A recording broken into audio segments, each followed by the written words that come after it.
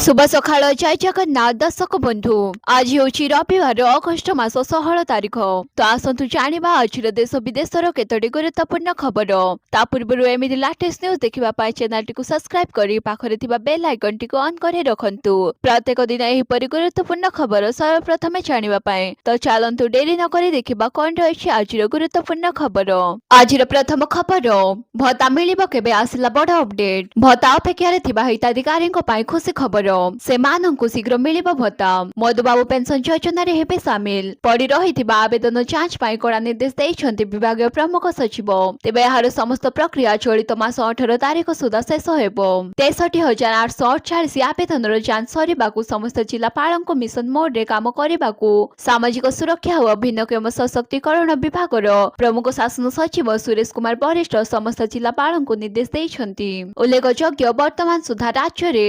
36,75,000 रु अधिक हिताधिकारी एही योजना रे पेंशन पाउछन्ति मात्र अगस्त 12 सुधा 63,848 टी ऑनलाइन आवेदन जांच न होई पड़ी रहिछि ए आवेदन गुड़िक मुख्यतः ब्लॉक स्तर रे एवं पौरांचल रे पड़ी रहिछि एही जांच प्रक्रिया द्वारा आरोग्य आवेदनकारी को बाद दिया जिवो तथ्य स्वच्छ हेबो आ सहित बहु योग्य व्यक्ति को पेंशन प्रदान रास्ता पिटिबो तेबे अगस्त 18 तारिख सुधा ई समस्त बकेया काम शेष करबाकू प्रमुख शासन सचिव श्री वरिष्ठ समस्त जिल्लापालंकु निर्देश दैछन्ति परवर्ती खबर ओडिशा सिविल सर्विस परीक्षा को नै बड़ खबर परीक्षार्थीक पाई खुशी खबर स्वाधीनता दिवस रे बड़ घोषणा करिसन्ति राज्य सरकार ओसीएस परीक्षा रे सूचक सीमा हटिला चाकरी बयस सीमा 42 को वृद्धि एवं शिक्षा स्वास्थ्य क्षेत्र रे व्यापक संसार ओसीएस परीक्षा रे बड़ परिवर्तन नै गांधी मार्ग रु बड़ घोषणा करिसन्ति मुख्यमंत्री मोहन चरण माझी एणिकी ओडिशा सिविल सर्विसेस परीक्षा रे कोनोसी सूचक सीमा रहिबो नै सरकारी चाकरी पाइबा सर्वोच्च बयस सीमा 32 रु वृद्धि करा जाय 42 वर्ष करा जायछि नियुक्ति परीक्षा रे अनियमितता को अक्षमणीय अपराध भावे ग्रहण करा जिवो एवं पियन ठारू आरंभ करी आईएएस अधिकारी पर्यंत काहाकू मध्ये छड़ा जिवो नाही बोली स्पष्ट करा जायछि ओडिशा सिविल सर्विस परीक्षा रे सर्वाधिक 6टी सुযোগ उठाइबाकू घोषणा करा जायछि अर्थात सिविल सर्विस पाई अनलिमिटेड अटेम्प्ट करि पारिबे आशायी परवर्ती खबर मुख्य शासन सचिवक अध्यक्षता रे टास्क फोर्स बैठक राज्यर शिल्प क्षेत्र रे आवश्यक मौलिक भित्तिभूमि प्रकल्प गुड़िकर कार्यकारिता स्थिति और संपर्कित समस्या समाधान पाई शिल्प विभाग द्वारा गठित टास्क फोर्स कमिटी बैठक शुक्रवार मुख्य शासन सचिव अनिल गर्गक अध्यक्षता लोकसभा भवन स्थित सम्मिलन कक्ष रे अनुष्ठित हो जायछि प्रकल्प कार्यकारिता ने रहुथिबा बहुविध समस्या समाधान एवं आनुषंगिक कार्य सबको समय सीमा मध्य शेष करने संपृक्त विभाग और संस्था मानक मुख्य शासन सचिव निर्देश देवा सह प्रकल्प कार्यकारिता को त्वरान्वित कराजिबाकू मुख्य शासन सचिव गुरुत्व दैछन्ति बैठक रे मुख्य शासन सचिव प्रमुख शिल्प संपर्कित भित्तिभूमि और राजपथ प्रकल्प गुड़िकर अग्रगति एवं कार्यान्वयन समय देखा जाउथिबा विभिन्न प्रसंग उपर विस्तृत आलोचना करथिले जमी अधिग्रहण पाई आवश्यक अनुमोदन विद्युत सह बाहर भित्तिभूमि सुविधा और एथिबा प्रशासनिक मंजूरी को त्वरान्वित करबाकू बैठक रे गुरुत्वारोप करा जायथिला परवर्ती खबर जन अभियोग शुणाणी बंद आसंता सोमवार अगस्त 17 तारिख रे मुख्यमंत्री जन अभियोग शुणाणी बंद रहिबो मुख्यमंत्री अन्य गुरुत्वपूर्ण कार्य थिबारु आसंता सोमवार मुख्यमंत्री जन अभियोग शुणाणी बंद रहिबो साधारण प्रशासन और साधारण अभियोग विभाग पक्षरु एने सूचना दिया जायछि परवर्ती अभियोग शुणाणी रो तारिख जनसाधारण को संवाद पत्र तथा अन्य गणमाध्यम जरिया रे जणाई दिया जिवो बोली साधारण प्रशासन और साधारण अभियोग विभाग पक्षरु सूचना दिया जायछि परवर्ती खबर 429 गाँव 2 लाख प्रभावित आज वर्षा कमिब 19 रु प्रबल ढालिबो आउ एक लघुचाप आनिबो बड़ बन्या 6 जिला 52 ब्लॉक 170 पंचायत और 429 गाँव को नियंत्रण करिछि बन्या प्रभावित होइछन्ति 2,09,687 लोके 42,000 लोकंकु सुरक्षित भावे स्थानांतरित करबाकू पड़िछि ए नुआ बन्या रे एबे सुधा 425 टी घर नष्ट होइथिबा सरकार चिन्हट करिसन्ति वर्तमान सुधा 33 टी गाँ पानी घेर रे रहिथिबा सरकार जणाइछन्ति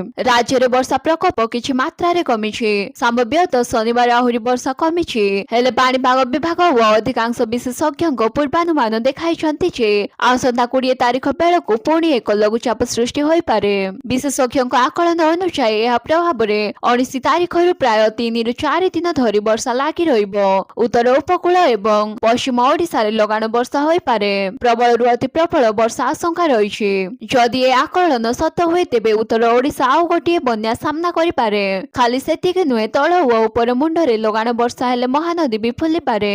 ଏହାକୁ ନେଇ ବି ବନ୍ୟା ଡର ରହିଛି। ପରବର୍ତ୍ତୀ ଖବର, ଭୟଙ୍କର ଭୂକମ୍ପ ଥରିଲା ଇଣ୍ଡୋନେସିଆ।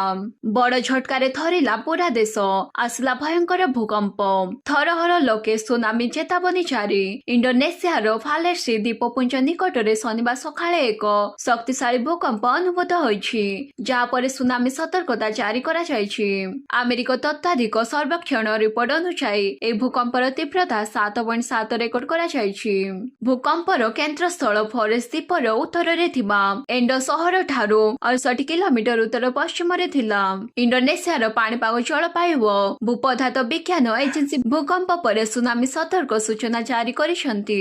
ପରବର୍ତ୍ତୀ ଖବର, ଇରାନ ଯୁଦ୍ଧ ମଧ୍ୟରେ ସ୍ୱାଧୀନତା ଦିବସରେ ବଡ଼ କଥା କହିଲେ ପ୍ରଧାନମନ୍ତ୍ରୀ। 80ତମ ସ୍ୱାଧୀନତା ଦିବସ ଅବସରରେ ଦେଶବାସୀଙ୍କ ଉଦ୍ଦେଶ୍ୟରେ ତାଙ୍କ ଭାଷଣରେ ପ୍ରଧାନମନ୍ତ୍ରୀ ନରେନ୍ଦ୍ର ମୋଦି ଇରାନ ଆମେରିକା ଉତ୍ତେଜନାକୁ ଇଙ୍ଗିତ କରି କହିଥିଲେ ଯେ ଶକ୍ତି ସଂକଟର ମୁକାବିଲା ପାଇଁ କରାଯାଇଥିବା ପ୍ରସ୍ତୁତି ପ୍ରଭାବଶାଳୀ ପ୍ରମାଣିତ ହୋଇଛି। ପ୍ରଧାନମନ୍ତ୍ରୀ ଜୋର ଦେଇ କହିଥିଲେ ଯେ ଶକ୍ତି ସୁରକ୍ଷା ସମୟର ଆବଶ୍ୟକତା। ସେ ଉଲ୍ଲେଖ କରିଥିଲେ ଯେ ଶକ୍ତି ବିନା ଆଧୁନିକ ବିଶ୍ୱକୁ ଚଳାଇବା କଷ୍ଟକର ହୋଇପଡୁଛି ଏବଂ ଆମକୁ ବ୍ୟାପକ ପରିମାଣରେ ଶକ୍ତି ଆବଶ୍ୟକ। ସେ କହିଥିଲେ ଯେ 2047 ପାଇଁ 100 GW ପରମାଣୁ ଶକ୍ତି କ୍ଷମତାର ଲକ୍ଷ୍ୟ ରଖାଯାଇଛି। ଏହି ସମୟରେ ଆମେରିକାର ରାଷ୍ଟ୍ରପତି ଡୋନାଲ୍ଡ ଟ୍ରମ୍ପ ଆଜି କହିଛନ୍ତି ଯେ ସେ ଖୁବ୍ ଶୀଘ୍ର ହର୍ମୁଜ ପ୍ରଣାଳୀକୁ ଆମେରିକୀୟ ଅଞ୍ଚଳ ଭାବରେ ଘୋଷଣା କରିବେ। ଇରାନ ସଂଘର୍ଷ ଆରମ୍ଭ ହେବା ପରଠାରୁ ହର୍ମୁଜ ପ୍ରଣାଳୀ ସମ୍ପର୍କରେ ଉତ୍ତେଜନା ଯଥେଷ୍ଟ ବୃଦ୍ଧି ପାଇଛି, ଯାହା ଫଳରେ ବିଶ୍ୱର ତୈଳ ମୂଲ୍ୟ ବୃଦ୍ଧି ପାଇଛି ଏବଂ ଯୋଗାଣ ଅଭାବ ଦେଖାଦେଇଛି। ପରବର୍ତ୍ତୀ ଖବର, ମହିଳାଙ୍କ ପାଇଁ ବଡ଼ ଘୋଷଣା କଲେ ମୁଖ୍ୟମନ୍ତ୍ରୀ। 80ତମ ସ୍ୱାଧୀନତା ଦିବସରେ ଓଡ଼ିଶାର ମୁଖ୍ୟମନ୍ତ୍ରୀ ମୋହନ ଚରଣ ମାଝୀ 5ଟି ବଡ଼ ଘୋଷଣା କରିଛନ୍ତି। ଏହି ଘୋଷଣା ମଧ୍ୟରେ ସାମିଲ ଅଛି ସୁଭଦ୍ରା ଯୋଜନାଠୁ ନେଇ ମଧୁବାବୁ ପେନସନ ଯୋଜନା। ତେବେ ଆସନ୍ତୁ ଏହି ଘୋଷଣା ଉପରେ ନଜର ପକାଇବା। 1 କୋଟିରୁ ଅଧିକ ସୁଭଦ୍ରା ହିତାଧିକାରୀ ସାମିଲ କରିବାକୁ ନେଇ ସରକାରଙ୍କ ବଡ଼ ଘୋଷଣା। ଏହି ସ୍କିମରେ ଓଡ଼ିଶା ସରକାରଙ୍କ ତରଫରୁ ରାଜ୍ୟ ମହିଳାଙ୍କୁ 5 ବର୍ଷରେ 50,000 ଟଙ୍କା ମିଳିବ। ମଧୁବାବୁ ପେନସନ ଯୋଜନାରେ ଆଗାମୀ ଦିନରେ ଆଉ 7 ଲକ୍ଷ ହିତାଧିକାରୀ ସାମିଲ ହେବେ। ଏନେଇ ପ୍ରକ୍ରିୟା ଆରମ୍ଭ କରିଛନ୍ତି ସରକାର। 2 ବର୍ଷରେ 26,000 ଶିକ୍ଷକ ନିଯୁକ୍ତି ପରେ ଆଗାମୀ ଦିନରେ ଆଉ 45,000 ନିଯୁକ୍ତି ସୁଯୋଗ ସୃଷ୍ଟି କରାଯିବ ବୋଲି ମୁଖ୍ୟମନ୍ତ୍ରୀ କହିଛନ୍ତି। ପରବର୍ତ୍ତୀ ଖବର, 1 କୋଟି ଯୁବକଙ୍କୁ AI ଦକ୍ଷତା ତାଲିମ। 40 ଦେଶ ସହିତ ମୁକ୍ତ ବାଣିଜ୍ୟ ଚୁକ୍ତି। ଆମର ଅନ୍ତର୍ନିହିତ ଶକ୍ତିକୁ ଚିହ୍ନିଛି ବିଶ୍ୱ। ପ୍ରଧାନମନ୍ତ୍ରୀ। ସ୍ୱାଧୀନତା ଦିବସ ଅବସରରେ ପ୍ରଧାନମନ୍ତ୍ରୀ ନରେନ୍ଦ୍ର ମୋଦି ଲାଲକିଲ୍ଲାରୁ ଦେଶକୁ ସମ୍ବୋଧିତ କରି କହିଛନ୍ତି, ଗତ 12 ବର୍ଷ ମଧ୍ୟରେ ପ୍ରତିରକ୍ଷା ଉତ୍ପାଦନ ପ୍ରାୟ 4 ଗୁଣା ହୋଇଥିବା ବେଳେ ଗ୍ରାମୋଦ୍ୟୋଗ ଉତ୍ପାଦନ ପ୍ରାୟ 5 ଗୁଣା ହୋଇଛି। ସେହିପରି ଇଲେକ୍ଟ୍ରୋନିକ୍ସ ଉତ୍ପାଦନ ପ୍ରାୟ 7 ଗୁଣା, ଆଧୁନିକ ରେଳ କୋଚ୍ ନିର୍ମାଣ 21 ଗୁଣା ଏବଂ ମୋବାଇଲ ଫୋନ ନିର୍ମାଣ 33 ଗୁଣା ବୃଦ୍ଧି ପାଇଛି। ଆଜି ସାରା ବିଶ୍ୱରେ ଭାରତର ପ୍ରଭାବ ସବୁ କ୍ଷେତ୍ରରେ ବୃଦ୍ଧି ପାଇଛି।